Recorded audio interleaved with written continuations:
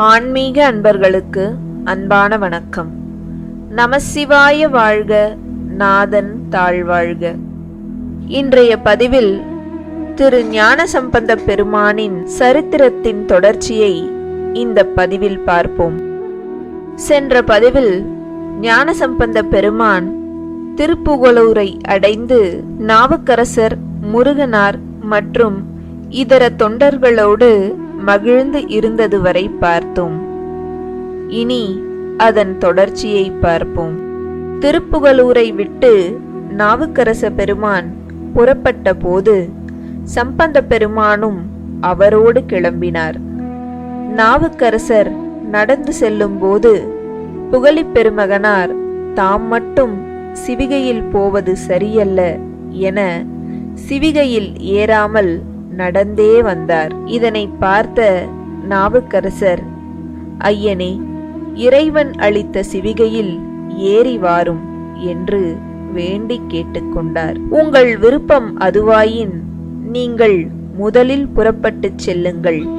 நான் பின்னால் வந்து நீங்கள் தங்கும் பதியில் சேருகிறேன் என்றார் சம்பந்தர். அவ்வாறே நாவுக்கரசர் புறப்பட்டு சென்ற வெகு நேரத்திற்கு பின் சம்பந்தர் அங்கிருந்து விடைபெற்று கிளம்பினார். வழியெங்கும் அப்பர் எங்கே, அப்பர் எங்கே என்று விசாரித்துக் கொண்டே திரு அம்பர் போய் சேர்ந்தார்.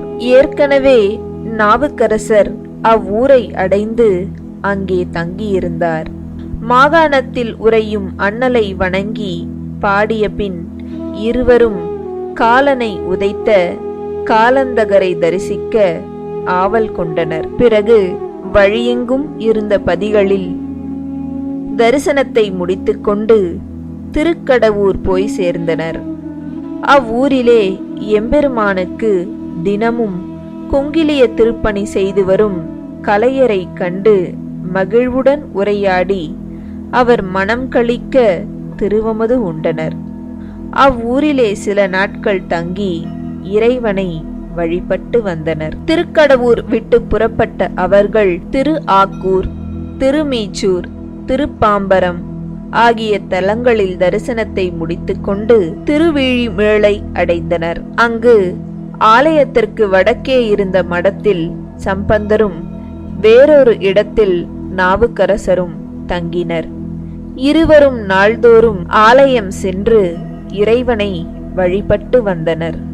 இவ்வாறு இருந்து வரும் நாளில் சீர்காழியிலிருந்து சிலர் சம்பந்த பெருமானை தங்களோடு அழைத்துச் செல்ல மேளை வந்து சேர்ந்தனர். வந்தவர்கள் மடத்தில் தங்கியிருக்கும் சம்பந்தரை கண்டு பணிந்து தாங்கள் புறப்பட்டு வந்த நோக்கத்தை அறிவித்தனர். அதற்கு சம்பந்தர், இன்று இங்கே தங்கலாம், நாளை இறைவனிடம் அனுமதி பெற்று உங்களோடு புறப்படுகிறேன் என்றார். மிழலை அண்ணலாரோ அதற்கு சம்மதிக்கவில்லை. தம் திருமகனாரின் செந்தமிழ் பதிகங்களை கேட்டு ஆனந்திக்க வேண்டும் என்று எண்ணினார் போலும். அன்றிரவு சம்பந்தருடைய நித்திரையிலே தோன்றி, குமாரா, தோணியப்பரை தரிசிக்க நீ அங்கு போக வேண்டிய அவசியமில்லை. நாளை விமானத்திலே நாம் அக்கோலத்தை காட்டுவோம் என்று அருளி மறைந்தார். விடிந்ததும் சம்பந்தர் ஆலயம் சென்றார். அங்கே விண்ணிலிருந்து விமானத்திலே சிவபெருமான் தம் திருமகனாருக்கு தோணிபுர திருக்கோலத்தை காட்டி அருளினார். ஆளுடைய பிள்ளையாரின் உள்ளம் குதூகலித்தது. மைமரு பூங்குழல் என்ற பதிகம் பாடினார். பின்னர் மடத்துக்கு திரும்பி இறைவன் நித்திரையில் வந்து அறிவித்ததையும் அவ்வாறே கோவிலில் திருக்கோலம் காட்டி அருளியதையும் சொல்லி அவர்கள் ஊர் திரும்பலாம் என கூறினார். அவர்களும் அவ்வாறே ஆளுடைய பிள்ளையாரிடம் விடைபெற்று கொண்டு ஊர் திரும்பினர். சம்பந்த பெருமானும் அப்பதியிலேயே தங்கி தினமும் வீதி அழகரை தரிசித்து வந்தார். அப்போது நாட்டிலே கொடிய வறட்சி ஏற்பட்டது. 6 குளங்களில் நீர் வற்றி பயிர் பச்சை கருகின. மக்களோ சொல்லவொண்ணா துயருற்றனர். அதை கண்ட ஆளுடைய பிள்ளையாரின் உள்ளம் வேதனை அடைந்தது. அவரைப் போலவே நாவுக்கரசரும் மக்களின் துயர் துடைக்க வழி என்னவென்று வருந்தினார். பிறை சூடிய பெருமான் அவர்களின் வேதனையை உணர்ந்தார். இரவு நித்திரையின் போது அவர்கள் கனவிலே தோன்றினார். அன்பர்களே, நாட்டில் ஏற்பட்டுள்ள வறட்சி உங்களை ஒருபோதும் பாதிக்காது. இருப்பினும் உங்களுடைய அடியார்கள் துயர் உறாமல் இருக்க நாளை முதல் பஞ்சம் தீரும் வரை நாம் பீடத்தின் கீழ் பொற்காசு வைப்போம். அதை கொண்டு அடியார்களுக்கு அமுது செய்யலாம் என்று அருளி மறைந்தார்.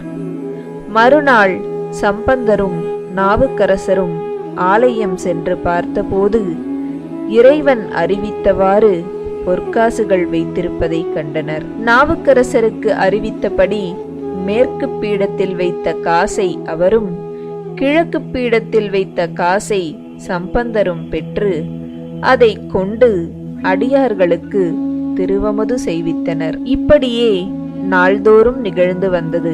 அப்போது நாவுக்கரசர் மடத்தில் குறித்த வேளையில் அடியார்களுக்கு அமுது போடப்பட்டது. ஆனால் சம்பந்தர் மடத்திலோ அமுது செய்விக்க மிகவும் தாமதம் ஏற்பட்டு வந்தது.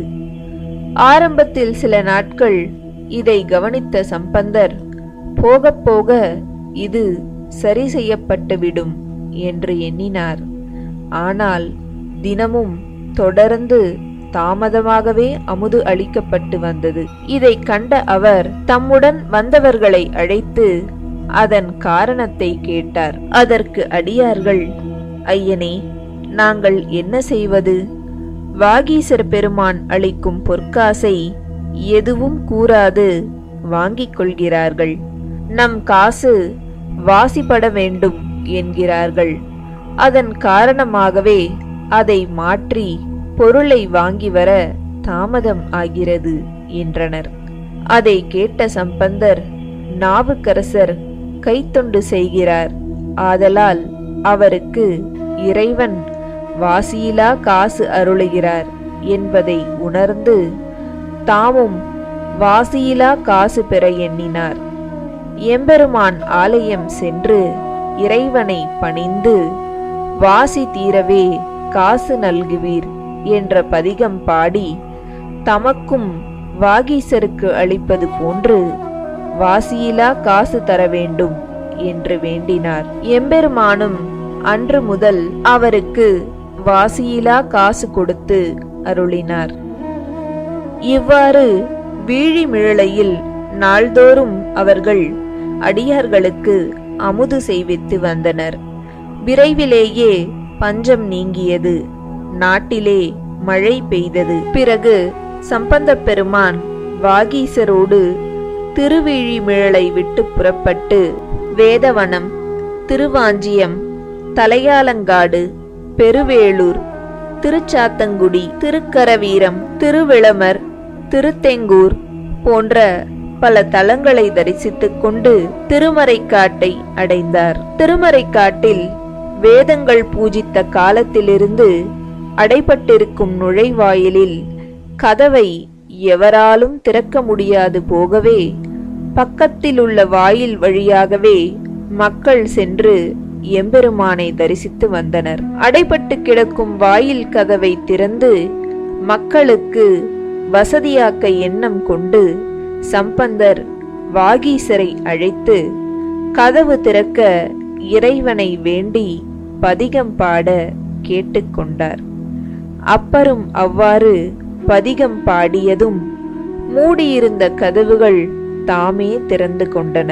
இதை கண்ட தொண்டர் கூட்டம் ஆச்சரியத்தால் ஆரவாரம் செய்ய சம்பந்த பெருமான் வாகீசரை அவ்வாயில் வழியாக அழைத்துச் சென்று இறைவனை தரிசனம் செய்தார். சுவாமி தரிசனம் முடித்துக்கொண்டு இருவரும் வெளியே வந்தனர்.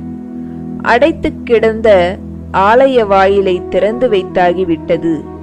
இனி தினமும் அவ்வாயிலை திறந்து மூடச் செய்யும் வகையில் வாகீசர் சம்பந்தரை அழைத்து கதவு அடைத்திட பதிகம் பாடச் சொன்னார். சம்பந்த பெருமானும் மறைக்காட்டாரை தியானித்து சதுரம் மறைதான் எனத் தொடங்கும் பதிகத்தை பாடினார். பதிகத்தின் முதல் செய்யுள் முடிந்ததுமே கதவு அடைத்துக் கொண்டது. அதை கண்ணுற்ற அடியார்கள் இறைவன் கருணையை எண்ணி எண்ணி வியந்தனர். அன்றிரவு அப்பர் வேதனையுறும் உள்ளத்தோடு படுத்து நித்திரை செய்தார். தான் பாடி முடிக்கும் வரை காத்திருந்து கதவை திறக்கச் செய்த சிவபெருமான் சம்பந்தர் பாடத் தொடங்கி முதல் செய்யுள் முடிந்ததுமே கதவை அடைக்கச் செய்தாரே என்று எண்ணி எண்ணி குமைந்தபடி படுத்திருந்தார். உள்ளத்திலே குமைந்து கொண்டிருக்கும் வேதனையை அகற்றி அடியார்களிடம் தமக்கு வித்தியாசம் இல்லை என்பதை காட்ட விரும்பினார் எம்பெருமான். சம்பந்தரைப் போலவே அவரும் தமக்கு அன்பர் என்பதை தெரிவிக்க அவரை தேடி வந்து தரிசனம் கொடுத்தார். நித்திரையிலே தரிசனம் கொடுத்து தாம் திருவாய்மூரில் இருப்போம், தொடர்ந்து வா என அருளினார். கண் விழித்து எழுந்த அப்பர் மடத்து வாயிலில் நின்று இறைவன் அழைப்பதைக் கண்டு மகிழ்ந்து எழுந்து சென்றார். நெருங்கினால் பிடித்துவிட முடியும் என்று போக்கு காட்டி வாகீசரை அழைத்துச் சென்ற சிவபெருமான் வழியிலே தென்பட்ட ஒரு கோவிலை காட்டி அதனுள் சென்று மறைந்தார். வாகீசர் திருவாய்மூர் செல்கிறார் என்று கேள்விப்பட்ட சம்பந்தர் மடத்தை விட்டு கிளம்பி திருவாய்மூரை அடைந்தார். அங்கே ஓரிடத்தில் இறைவன் தமக்கு தரிசனம் கொடுத்து அழைத்து வந்து மறைந்து விட்டதை எண்ணி மனம் வருந்திக் கொண்டிருந்த அப்பரை கண்டார்.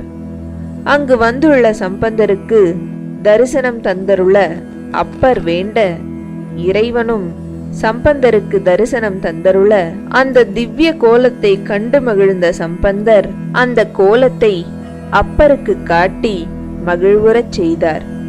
பின் இருவரும் திருவாய்மூர் சென்று இறைவனை வழிபட்டு அங்கிருந்து திருமறைக்காட்டிற்கு திரும்பினர். இவ்வாறு அவர்கள் இருந்து வரும் நாளில் பாண்டிய நாட்டிலிருந்து சில தூதுவர்கள் சம்பந்தரை தரிசிக்க வந்து சேர்ந்தனர்.